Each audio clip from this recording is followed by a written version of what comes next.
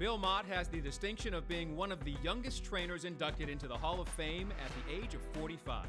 Yet, his best result to date in the Kentucky Derby is an 8th place finish with favorite Trick in 1998. However, at age 57, maybe now is Mott's time. Last summer, he captured his first Triple Crown race with Drosselmeyer in the Belmont. Here at the wire, Drosselmeyer, who gets first out in the shadow of the wire.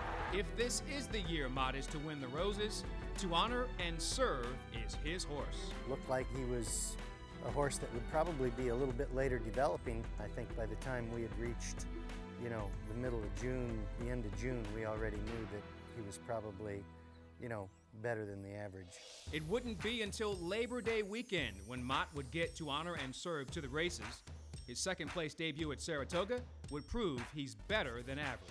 Astrology, the winner at the end. To Honor and Serve was second. But it would be his second start that would demonstrate just how atypical To Honor and Serve really is. To Honor and Serve, the leader, who scores by 8. A win like that could have easily had his connections thinking about the Breeders' Cup 5 weeks later. It really wasn't a very tough decision. I mean, our horse was a little inexperienced. He was a little tender in comparison to some of the other horses that were running in there, particularly a horse like Uncle Mo.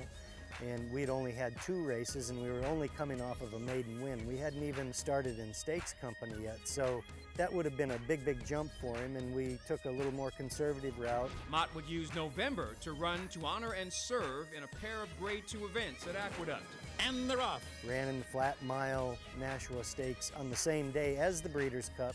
He was an easy winner. To Honor and Serve just cruised around there, opened up a little bit in mid-stretch and was geared down in the final 16th of a mile. Couldn't have been any easier. We stayed in New York. We ran on the same racetrack, although it would be 2 turns in the Remsen, and another situation where he was pretty much an easy winner in the race. To Honor and Serve, he's the real deal here, and won by a length and 3/4.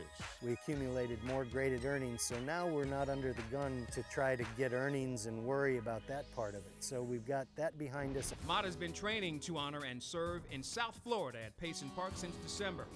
This son of Bernardini made his 3-year-old debut in the Fountain of Youth on February 26th to mixed reviews. Sold and in front. To Honor and Serve is back into third. He's got to show us more next time than what he showed us in the Fountain of Youth, but I think he's got a better race in him than what he showed the other day, and really love to see him win the Florida Derby. Does he have to win it? No, he doesn't. He doesn't. He just needs to keep progressing. Mott now points to the Florida Derby, seemingly enjoying the challenge of getting To Honor and Serve ready to peak on the first Saturday in May. I don't think you necessarily have to have the absolute very best horse out of the 3-year-old crop. I think you've got to have the best horse on the first Saturday in May and probably have better luck than anybody else.